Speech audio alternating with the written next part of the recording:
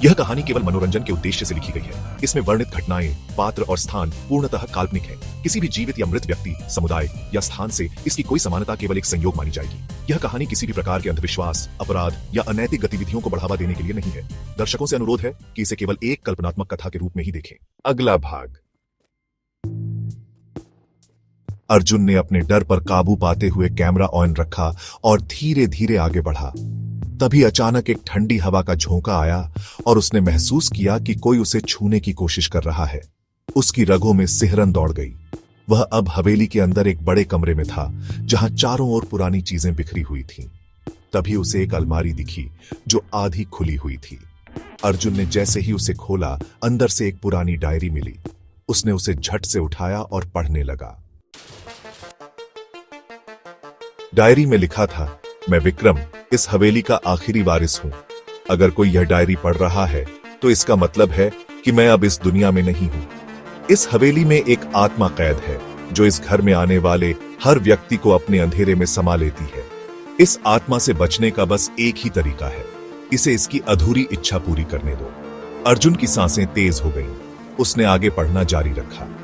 मेरी बहन निशा को इस आत्मा ने 50 साल पहले अपने वश में कर लिया था। अगर कोई इसे मुक्त नहीं करता तो यह हमेशा के लिए इस जगह का हिस्सा बन जाएगा।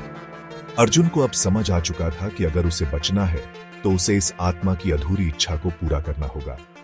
लेकिन जैसे जैसे वह इस गूढ़ रहस्य के करीब पहुंचता जा रहा था, उसे अपने ही दिमाग पर शक होने लगा। अर्जुन ने डायरी को और ध्यान से पढ़ा, जिसमें हवेली के श्राप का विवरण था।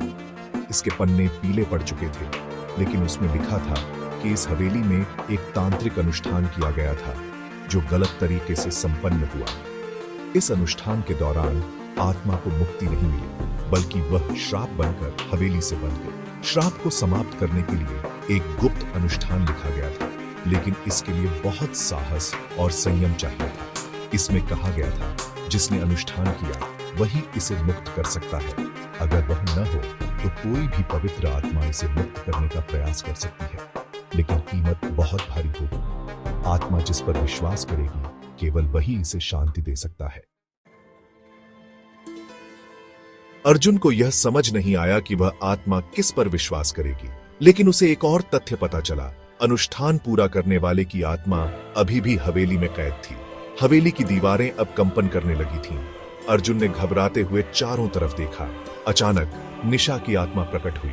उसकी आंखों में एक अजीब चमक थी। तुम यहां से नहीं जा सकते अर्जुन, अब तुम्हें यह श्राप खत्म करना होगा।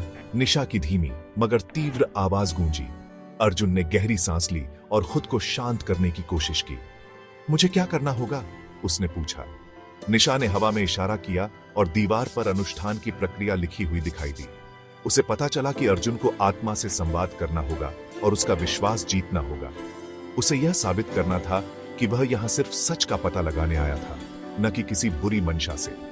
हवेली की सारी खिड़कियां अपने आप खुलने लगी। अर्जुन ने अनुष्ठान के शब्द दोहराए और अचानक हवेली में भयंकर चीखें गूंज उठी। एक साया दरवाजे की तरफ भागा, लेकिन जैसे ही अनुष्ठान पूरा हुआ, हवेली की ऊर्जा शांत होने लगी। अर्जुन धूल से सने फर्श पर गिर पड़ा। उसकी आंखों के सामने सब कुछ धुंधला होने लगा। जब उसने आंखें खोली तो वह हवेली के बाहर पड़ा था। सूरज की पहली किरण उसके चेहरे पर पड़ रही थी। अर्जुन को लगता है कि सब कुछ समाप्त हो गया। वह अपने घर पहुंचता है और राहत की सांस लेता है। लेकिन जब वह अपने कैमरे की रिकॉर्डिंग खोलता है तो उसमें कुछ ऐसा होता है जिसे उसने अपनी आंखों से देखा नहीं था। एक धुंधली आकृति। एक पल अर्जुन को एक आवाज सुनाई देता है, तुमने हमें आजाद किया, लेकिन हम कहां जाएं? तभी कमरे की लाइट झपकने लगती है और दरवाजे की दरार से किसी के धीरे धीरे खटखटाने की आवाज आती है। अर्जुन घबराकर पीछे मुड़ता है, लेकिन कमरा खाली होता है। तभी उसके कंप्यूटर स्क्रीन पर एक साया दिखता है, वही धुंधली आकृति। धीमे लेकिन स्पष्ट शब्दों में वह कहती है, तुमने उस हवेली को मुक्त किया, लेकिन इसकी एक कीमत होगी। हम जा सकते हैं, लेकिन बदले में तुम्हें कुछ देना होगा। अर्जुन को यह समझ नहीं आता है कि यह सच है या उसका दिमाग कुछ खेल खेल रहा है। क्या चाहिए तुम्हें? हकलाते हुए उसने पूछा। बस एक वादा। आकृति की आवाज गहरी और गूंजदार हो गई। हम तुम्हें शोहरत की बुलंदियों तक पहुंचाएंगे। वो सब देंगे जो अब तक तुम्हारा ख्वाब है। लेकिन उसके बदले बस रक्त की 7 बूंद हमें रोज दे देना। लेकिन ध्यान रहे, अगर तुमने इस वादे को तोड़ा तो तुम लौटोगे हमारे बीच। कमरे की लाइट झपकने लगती है और अर्जुन सोचने लगता है, इस पत्रकारिता ने हमें दिया क्या? ये भी कोई जिंदगी है? सुबह से शाम तक खबर लाने के लिए शहर की धूल फांकना, बॉस की डांट सुनना। मैंने बड़े ख्वाब देखे थे, आज उसे पूरा करने का अवसर आ गया। अर्जुन, हाँ मैं वादा करता हूं। स्वागत है अर्जुन, अब तुम हमारे हो। आकृति की आवाज गूंज उठती है। अर्जुन के चेहरे पर पसीना था। धीरे धीरे अर्जुन की जिंदगी बदलने लगी। उसकी रिपोर्ट्स रातों रात वायरल होने लगी। उसे ढेरों पुरस्कार और सम्मान मिलने लगे। वह अमीर बनता गया। उसकी शोहरत चारों ओर फैल गई। लेकिन वह यह समझ नहीं पाया कि यह सफलता एक मायाजाल था। जैसे जैसे वह ऊपर चढ़ता गया, उसका लालच बढ़ता गया।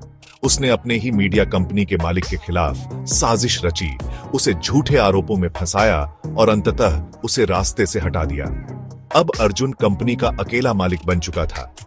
हर सफलता के साथ उसकी आत्मा पर कुछ और गहरा अंधेरा छा जाता। पैसे की चाहत बढ़ती गई। अब उसे सिर्फ शोहरत नहीं बल्कि शक्ति भी चाहिए थी। धीरे धीरे उसने अपनी पत्रकारिता में सच्चाई को तोड़ मरोड़ कर पेश करना शुरू कर दिया। वह घोटालों में शामिल होने लगा, गलत तरीकों से पैसे कमाने लगा। अर्जुन अब पूरी तरह लालच और पाप के जाल में फंस चुका था। वह यह भूल चुका था कि उसने जो सफलता पाई थी वह केवल उसकी मेहनत का फल नहीं थी, बल्कि उस अंधेरी ताकत की देन थी जिससे उसने सौदा किया था। लेकिन उसने सौदे की दूसरी शर्त को नजरअंदाज कर दिया, जिसमें उसे हर सफलता के बाद अपने रक्त की 7 बूंदें चढ़ानी थीं।